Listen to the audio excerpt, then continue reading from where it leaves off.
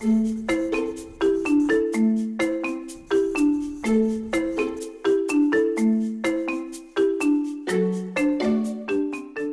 that's the start of a conversation, not the finish of one, but we do need to move on to the fourth category because I know it's one that's on everybody's mind. If we can go ahead and change the slide. Financial models. I've got my content, I've got my platforms, I've got everything well developed, but how in the world am I supposed to make any money with this? Every option these days has challenges to it. And the person that we asked to give us a video spark here is Chris Heatherly, who is the head of Disney's mobile games unit right now. He was the head of Club Penguin, which has been the world's #1 virtual world for kids, built in part on subscription, in part on freemium models, both options that really require trust from parents. So what we asked him about was, given the overwhelming amount of media content now and parents' desire to manage that content, what models are likely to emerge to dominate children's media financial models? If we could roll Chris's tape. And the question is, what were my thoughts on freemium subscription gaming? Do I think they create a high enough level of trust with parents? And will there be subscription fatigue in the kids market? The answer is that I believe that the paid market currently, the premium market in mobile gaming is just in a really tough way right now. Parents are just unwilling to pay to download apps, and there's plenty of free apps for them to download. And if you look at the numbers, the #1 paid slot this year is probably getting about half as many installs as it got last year. So in truth, if you want to have any reach in the app space, free is the price that people are willing to pay to download your app. A lot of people played around with free plus paid to unlock content. And you can have success with that model if you're really small and you keep your development costs low. But it's really hard to build a scaled business with that model. And that's why we focused on subscriptions with Club Penguin.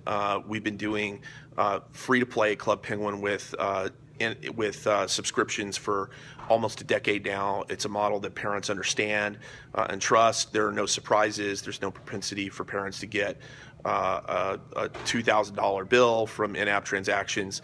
And so we believe that that's the right model for the kids space. We certainly see a lot of people try free-to-play with in-app purchases and microtransactions. And what we've seen is that though it's becoming increasingly hard legally to market those things, it also just doesn't monetize very well with this audience. So we think that subscriptions is the right model that combines the trust that parents want with an easy and simple way for kids to get access to all the gaming content they want to play. So with that, I'll hand it over to you for discussion. So maybe I'm being overdramatic, but it does seem like every approach to making money from children's media has some challenges to it. Advertising dollars are getting spread thinner and thinner and across more platforms. There are growing regulations about certain product categories or countries in different countries about what you can advertise. Licensing and merchandising tends to be hit-driven, which is not always exploitable. Embedded ads either aren't allowed or they're not ethical. You can offer content for free, but except under certain circumstances. Parents hate freemium. Subscription services are growing, but sooner or later, parents are going to hit subscription fatigue. Okay, we've subscribed to these 6 things, no more. Is there anything emerging with any clarity that's going to be a successful financial model for the future for children's media? Don't all speak at once. I mean, as an executive, monetization in general is probably one of the most exciting yet most challenging things that we deal with. And I think every single day, most people in this room have a conversation of, where do you put this piece of content up? What is the perfect price point, et cetera. So yes, it's very, very challenging as the business is evolving and changing. Has become even more challenging. I think on the plus side, though, family entertainment is still a category that is still relatively more stable than most of the other categories. it is just a slightly different way of approaching content. It is communicating and finding that audience so that you can, again, similar to what Stylehaul does, build a large enough community so that you interact with brands. I think as a parent, I would say that probably the kind of consumer products that I buy are mostly kids, and you know, it depends on what my kids want and what they're watching. So I think it's definitely a huge challenge, and we have to adapt to it, and we have to adapt to it relatively quickly. But at the same time, it is still a category that, relative to most other categories, is doing better. Well, I'd also say, to add to that, two things. One, monetization is getting better and better every year. At YouTube, year over year, we've grown about 50%. We've been public with that in terms of like partner revenue. But outside of that, following where the eyeballs go, I think is a smart strategy, because where the eyeballs go is where the dollars go. They can't go there soon enough, and we all want them to go there faster. But that's the trend. One like quick example that there's we haven't talked too much about international or global, but there's in Brazil a great family channel on YouTube called Galinha Pintadinha. Stands for the crazy chicken, I think.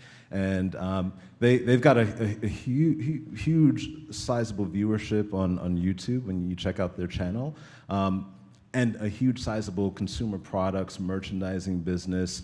They were at licensing show last year, and I think that multiple revenue model is something that the eyeballs can help to drive also.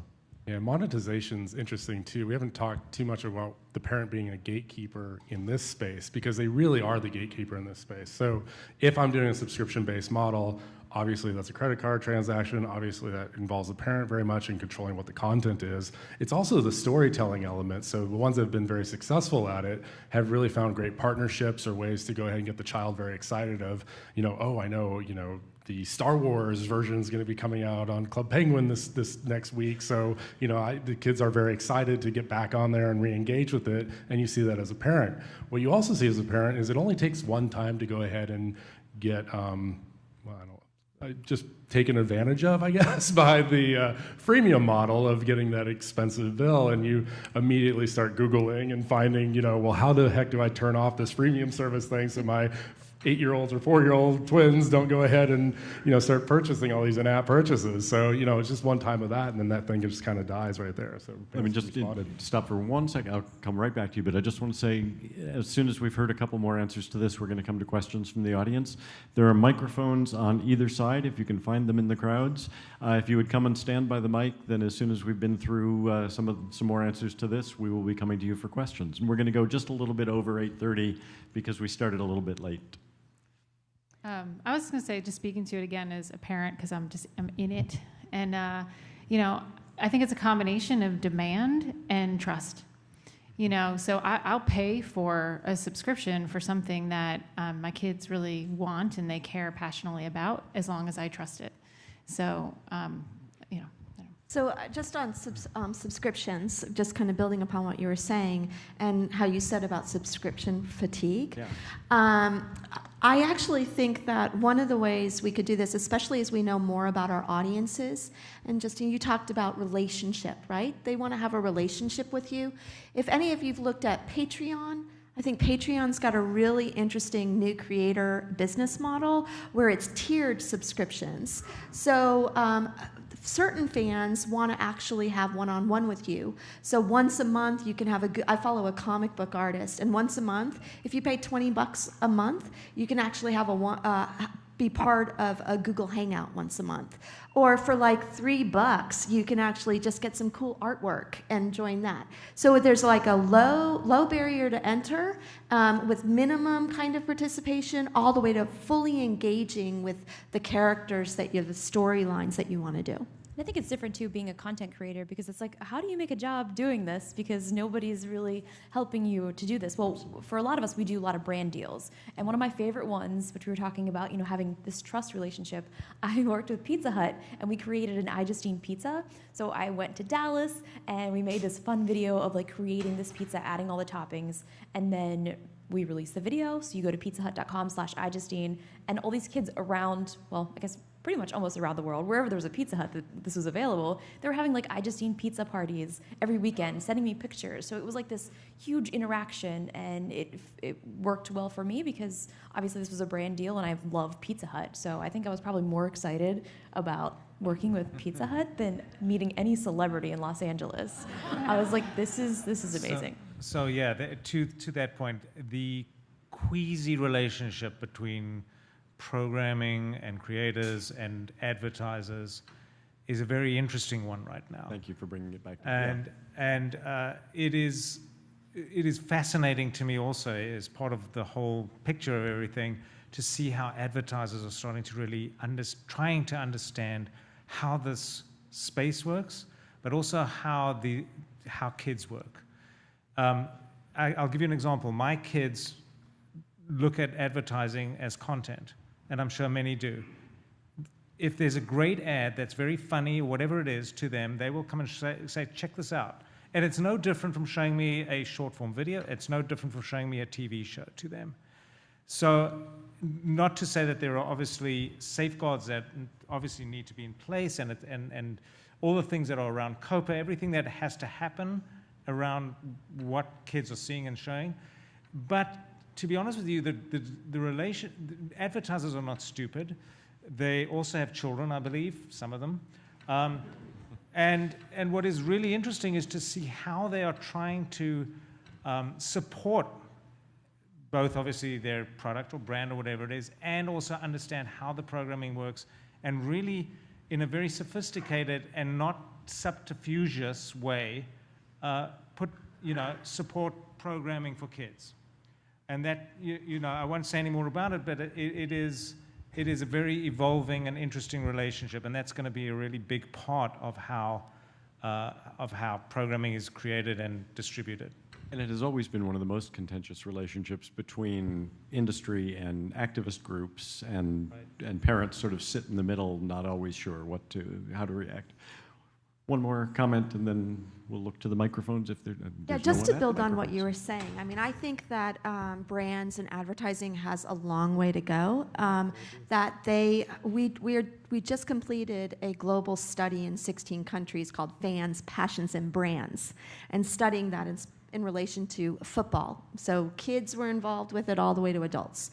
And the interesting thing about brands is it has to be content driven. It has to be specific to the ways they like to engage, because if not, things that we observed with kids is they know how to actually watch 2 shows at once. Anyone that's a technical person on like Over the Top is going to be like, oh shit, we need to fix this.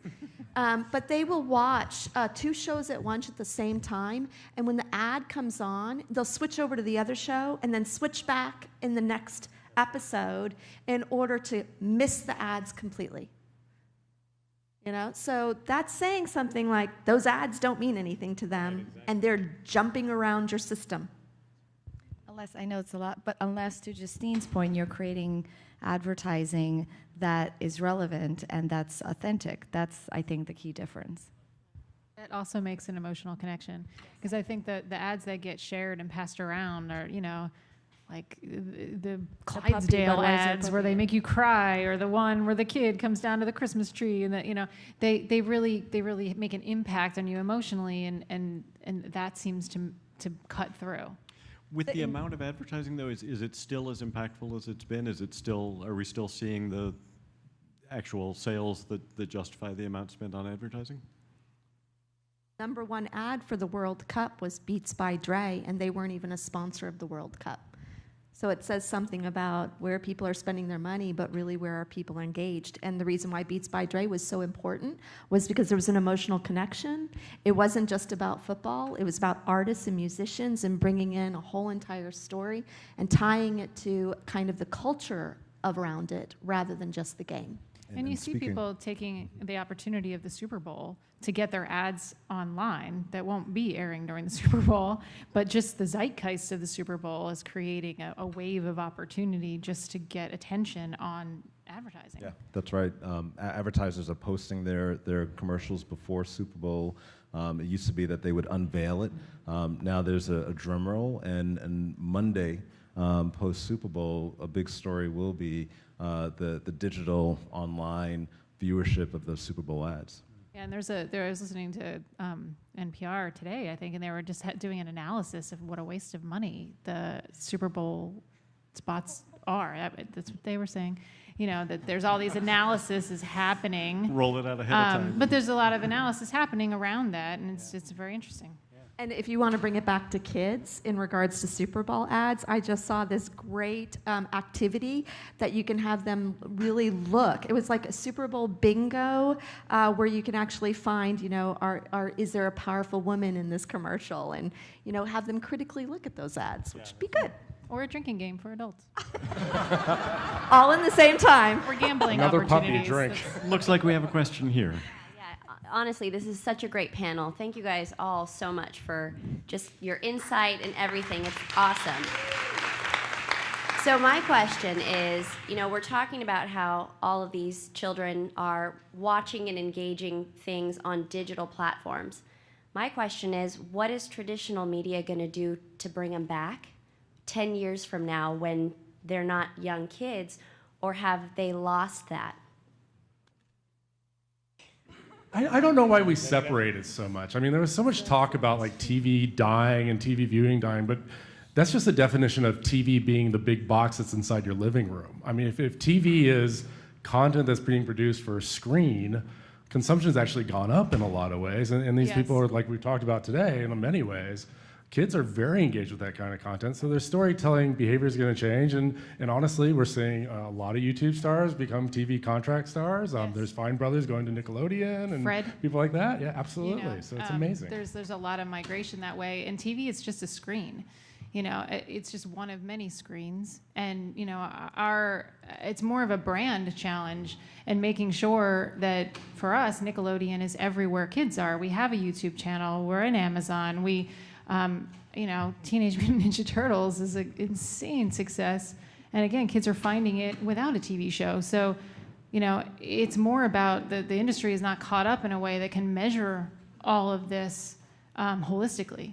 So it isn't that the audience is actually growing. It's just growing in all these different places. And it is more important than ever for brands like ours. You know, again, we're an ecosystem. You know, the definition of channel has changed across the board. They have channels, we have channels, you have channels. Like, it's all, you know, it's all up for grabs at this point. It's funny because the only reason I bought a big TV was because I had a Mario Kart party and I wanted to have a big TV to play it on. And now the only thing that I have hooked up to it is a Wii, and I watch all of my TV on my iPhone, like Netflix, YouTube, everything. And I feel like, I mean, I might be an adult child also, so that might not appeal to everyone, but I feel like that's what this whole generation is going to be doing. And 10 years from now, we'll be gathering here and asking, what is it with kids today who just see this in the chip that's... I can't wait. Why don't they use media the way we used to use media? Any questions over here? Any other questions? Yeah. Thank you. Amazing panel. Justine, I'm in awe. Hi.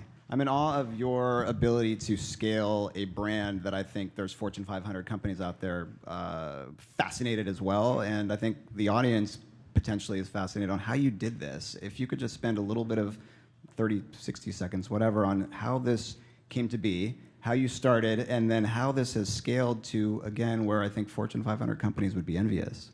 Yeah, I mean, so I'm actually writing a book about this because in trying to go through and like figure out what happened and how this happened. I mean, I'm an extremely early adopter. I mean, I think I was the 103rd person to join Instagram, 7,000th on Twitter. I've been on YouTube since 2006. So I feel like I'm just one of those people that really loves technology and just am super passionate about it. So I think just being consistent and creating content that I am passionate about and finding those people that like that. Like, I love Minecraft, I love Legos, and finding these kids that sort of like the same thing and enjoy that type of content. I mean, it is a struggle because it's been since 2006 and trying to create content that still appeals to these same kids. A lot of them grow up. So how do you appeal to them as well, as long as like the other kids are watching it? So You know, I really don't think I have a really good answer for you, because that is kind of the cool thing about YouTube, is it changes every single day. Something that I might do yesterday might not work today. So I think it's just being able to not have an end goal, which is probably the worst thing that you want to hear. You have to be able to change with it and adapt, because it is different every single day.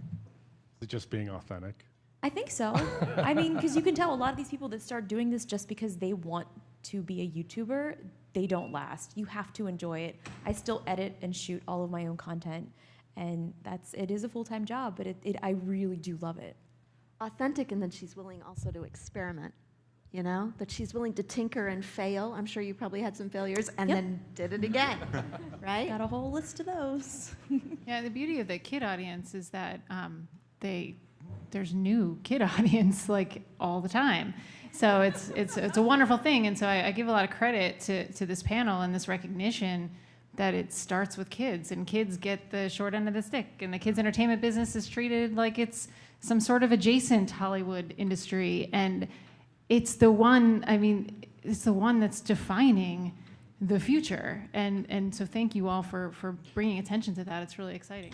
Unless you're a parent and you end up watching movies multiple times, 100 times at times. What, you're not singing the Frozen song? No. I've banned that song from my household.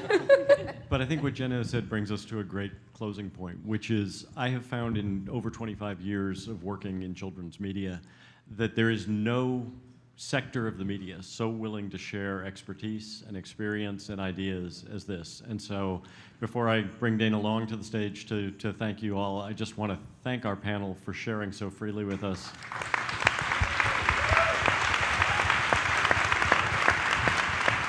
And thank you for coming out and spending the time with us. There will be, well, Dana will tell you what comes next.